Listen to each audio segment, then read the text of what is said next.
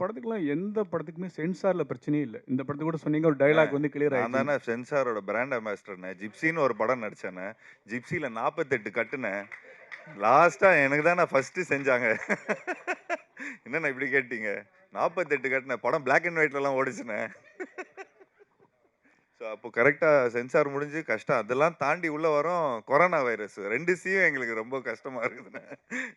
Jeeva sir, சொல்லுங்க sir. ஒவ்வொரு படத்துக்கும் ரொம்ப கேப் விடுறீங்களே. கேப்பா சார்? இப்போ கேப்பே இல்லாம பண்றேன் சார். இப்போ 2026லேருந்து பாருங்க சும்மா கேப்பே இல்லாம வரும். இதுக்கு ஒரு படம் பண்றோம். இதுக்கப்புறம் ராஜேஷ் சாரோட ஒரு படம் பண்றேன். திரும்ப பிளாக் படத்தோட டைரக்டரோட ஒரு படம் பண்றேன். போன வாட்டி அவர் கேட்டிருந்தாரு, "என்னங்க கதையெல்லாம் யாரும் சொல்றது இல்லையா?" அப்படின்னு. நான் ஞாபகம் வச்சிருக்கிறேன்.